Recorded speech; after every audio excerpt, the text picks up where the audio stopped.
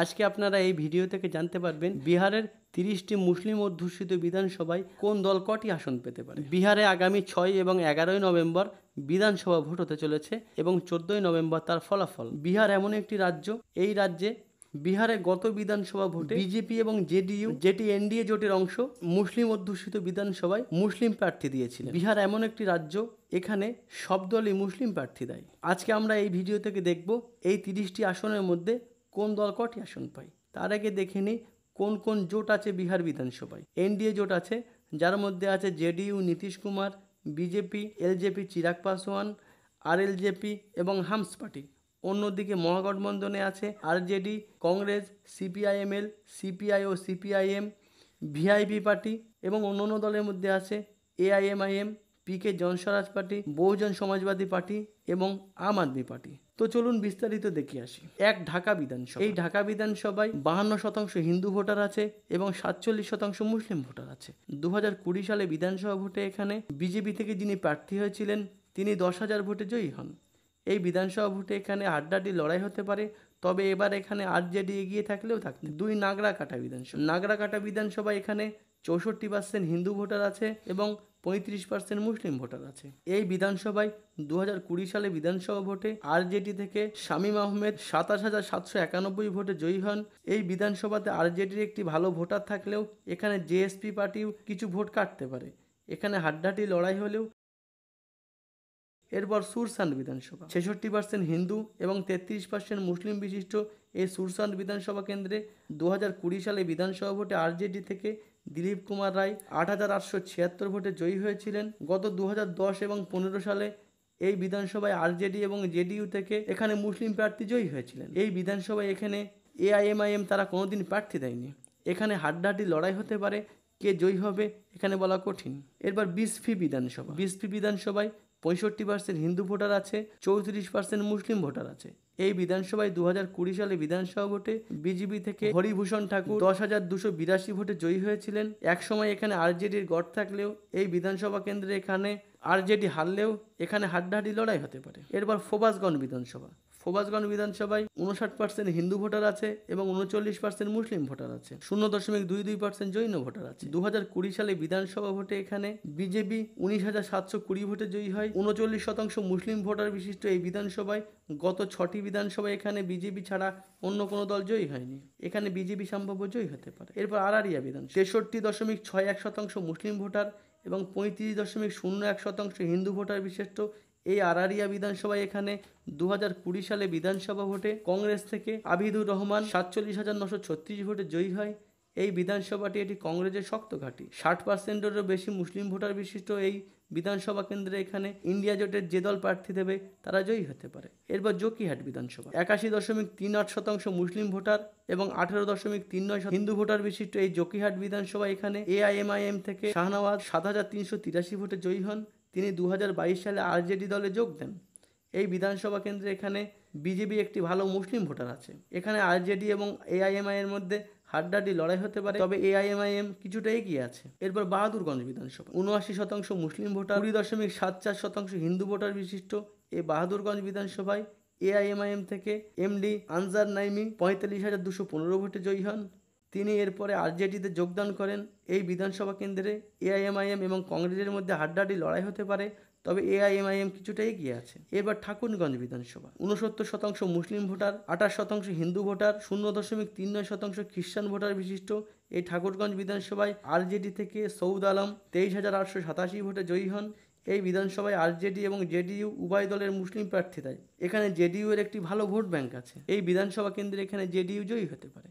এরপর কিষানগঞ্জ বিধানসভা। 62.67% মুসলিম voter, 36.28% Hindu voter এবং 0.47% জৈন ভোটার বিশিষ্ট এই কিষানগঞ্জ বিধানসভা থেকে 2020 সালে বিধানসভা ভোটে কংগ্রেসের ইজারুল হোসেন তিনি 1,381 ভোটে জয়ী হন। এখানে এআইএমআইএম এর একটি ভালো ভোট ব্যাংক আছে। 62% মুসলিম ভোটার বিশিষ্ট এই বিধানসভায় কংগ্রেস এবং এআইএম এবং বিজেপি তিন দলের মধ্যে হাড্ডাহাড্ডি লড়াই হতে পারে। এখানে এআইএমআইএম কত পরিমাণ ভোট পাবে সেই ভোটের উপর নির্ভর করবে কোন দল জয়ী হতে পারে। এখানে কংগ্রেস অথবা বিজেপি যে কোনো দল জয়ী হতে পারে। এরপর কোচধামান বিধানসভা। 76.04% মুসলিম ভোটার, 23.71% হিন্দু ভোটার এবং 0.11% খ্রিস্টান ভোটার বিশিষ্ট এই কোচধামন বিধানসভায় এআইএমআইএম থেকে এমডি ইজার আসিফ তিনি 36,143 ভোটে জয়ী হন। তারপরে তিনি আরজেডিতে যোগদান করেন। এই বিধানসভা কেন্দ্রে এখানে জেডিইউ এর একটি ভালো মুসলিম ভোটার আছে। এই বিধানসভায় এখানে হাড্ডাহাড্ডি লড়াই হতে পারে, তবে এখানে এআইএমআইএম কিছুটা এগিয়ে আছে। এরপর প্রেম বিধানসভা 79.93% মুসলিম ভোটার, 18.58% হিন্দু ভোটার, 0.38% খ্রিস্টান ভোটার বিশিষ্ট এই প্রেম বিধানসভায় গত 2020 সালে বিধানসভা ভোটে এআইএমআইএম থেকে আখতারুল ইমান 52,515 ভোটে জয়ী হন। একসময় এই বিধানসভা কেন্দ্র এটি কংগ্রেসের গড় ছিল, কিন্তু এই প্রেম বিধানসভা এখানে এআইএমআইএম এর একটি শক্ত ঘাঁটিতে পরিণত হয়েছে। এআইএমআইএম সম্ভাব্য জয়ী হতে পারে। এরপর 22 বিধানসভা 78.32% মুসলিম ভোটার, 21.37% হিন্দু ভোটার, 0.11% খ্রিস্টান ভোটার বিশিষ্ট এই 22 বিধানসভায় এআইএমআইএম থেকে সৈয়দ রুকুমউদ্দিন আহমেদ 16,373 ভোটে জয়ী হন। এরপর তিনি আরজেডিতে জয়েন করেন। এই বিধানসভা কেন্দ্রে এআইএমআইএম এবং আরজেডি একটি ভালো মুসলিম ভোট ব্যাংক আছে। এই বিধানসভা এখানে আরজেডি এবং এআইএমআইএম এর কাটাকাটি হতে পারে এবং এই বিধানসভা এখানেও একটি ভালো মুসলিম ভোট ব্যাংক আছে এবং এখানে কোন দল জিতবে সেটি বলা মুশকিল। এরপর কসবা বিধানসভা 60.08% মুসলিম ভোটার, 39.63% হিন্দু ভোটার, 0.20% খ্রিস্টান ভোটার বিশিষ্ট এই কসবা বিধানসভায় 2020 সালে বিধানসভা ভোটে এখানে কংগ্রেস থেকে আশরাফ আলম তিনি 17,278 ভোটে জয়ী হন। এই বিধানসভায় এখানে এলজেপি এবং হামস পার্টির জোট হতে পারে। যদি তাই হয় এখানে হাড্ডাহাড্ডি লড়াই হতে পারে, তবে এখানে কংগ্রেস কিছুটা এগিয়ে আছে। এরপর হাতুয়া বিধানসভা 68.6% হিন্দু ভোটার, 31.14% মুসলিম ভোটার, 0.07% খ্রিস্টান ভোটার বিশিষ্ট এই হাতুয়া বিধানসভায় আরজেডি থেকে রাজেন্দ্র কুমার সিং তিনি 30,527 ভোটে জয়ী হন। এই বিধানসভা এখানে একসময় জেডিইউ এর গড় ছিল, বর্তমানে এখানে আরজেডির ভালো ভোট ব্যাংক তৈরি হয়ে গেছে, এখানে আরজেডি সম্ভাব্য জয়ী হতে পারে। এরপর কাদোয়া বিধানসভা 55.27% মুসলিম ভোটার, 44.33% হিন্দু ভোটার, 0.16% খ্রিস্টান ভোটার বিশিষ্ট এই কাদোয়া বিধানসভায় কংগ্রেস থেকে শাকিল আহমেদ খান 32,402 ভোটে জয়ী হন। এই কাদোয়া বিধানসভা এখানে কংগ্রেসের একটি ভালো ভোট ব্যাংক আছে, যেহেতু এখানে কংগ্রেস এবং আরজেডির মধ্যে জোট হচ্ছে, এখানে কংগ্রেস জয়ী হতে পারে। এরপর বলরামপুর বিধানসভা 56.45% মুসলিম ভোটার, 42.67% হিন্দু ভোটার, 0.19% খ্রিস্টান ভোটার বিশিষ্ট এই বলরামপুর বিধানসভায় 2020 সালে বিধানসভা ভোটে সিপিআইএমএল থেকে মাহবুব আলম তিনি 53,597 ভোটে জয়ী হন। এই বিধানসভা কেন্দ্রে এখানে সিপিআইএমএল এর একটি ভালো ভোট ব্যাংক আছে। এছাড়াও এখানে যেহেতু কংগ্রেস এবং আরজেডির সঙ্গে জোট হচ্ছে, সেই ভোট এখানে মিলে যেতে পারে এবং এখানে সিপিআইএমএল জয়ী হতে পারে। এরপর কান্তি বিধানসভা 65.45% হিন্দু ভোটার, 34.24% হিন্দু ভোটার, 0.08% খ্রিস্টান ভোটার বিশিষ্ট এই কান্তি বিধানসভায় আরজেডি থেকে মোহাম্মদ ইসমাইল মনসুরি তিনি 10,314 ভোটে জয়ী হন। এই কান্তি বিধানসভা এখানে নির্দলীয় একটি বিশাল ফ্যাক্টর হতে পারে, এখানে আরজেডি এগিয়ে থাকলেও হাড্ডাহাড্ডি লড়াই হতে পারে। এরপর প্রাণপুর বিধানসভা 58.37% হিন্দু ভোটার, 41.17% মুসলিম ভোটার, 0.22% খ্রিস্টান ভোটার বিশিষ্ট এই বিধানসভা কেন্দ্রে বিজেপি থেকে নিশা সিং তিনি 2,972 ভোটে জয়ী হন।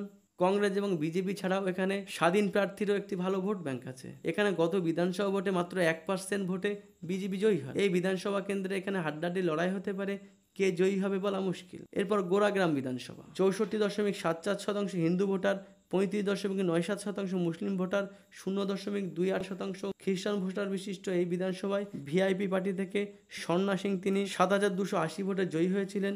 এই বিধানসভায় এখানে ভিআইপি এবং আরজেডির মধ্যে বর্তমানে জোট হয়েছে।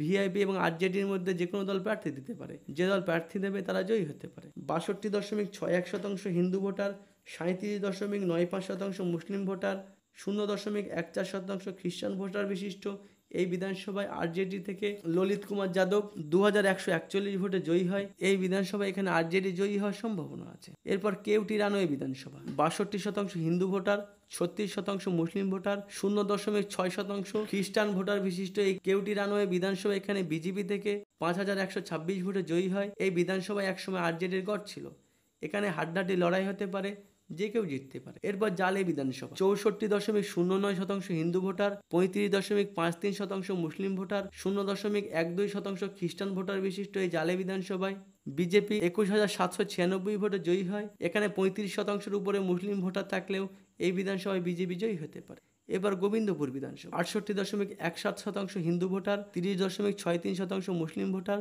0.08% খ্রিস্টান ভোটার বিশিষ্ট এই গোবিন্দপুর বিধানসভা। এখানে আরজেডি থেকে মোহাম্মদ কামরান 33,074 ভোটে জয়ী হন। এখানে আরজেডি এবং কংগ্রেসের একটি ভালো ভোট ব্যাংক আছে।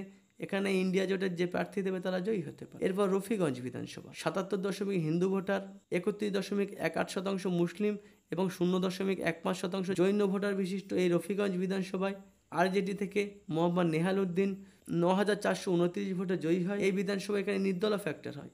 গত বিধানসভা ভোটে এখানে নির্দল দ্বিতীয় স্থান হয়েছিল। এখানে আরজেডি জয়ী হতে পারে। এরপর চাঁদপুর বিধানসভা 65.13% হিন্দু ভোটার, 34.64% মুসলিম ভোটার বিশিষ্ট এই চাঁদপুর বিধানসভায় গত বিধানসভা ভোটে বিএসপি থেকে মোহাম্মদ জামা খান জয়ী হন। এরপর তিনি জেডিইউতে যোগ দেয়। এখানে বরাবর বিএসপির একটি ভালো ভোট ব্যাংক আছে। এই বিধানসভা ভোটে হাড্ডাহাড্ডি লড়াই হতে পারে, তবে এখানে বিএসপি এগিয়ে থাকতে পারে। এরপর মণিহারি বিধানসভা 58.86% হিন্দু ভোটার, 39.67% মুসলিম ভোটার, 0.76% খ্রিস্টান ভোটার বিশিষ্ট এই মণিহারি বিধানসভায় কংগ্রেস থেকে মনোহর সিং 21,209 ভোটে জয়ী হয়েছিলেন।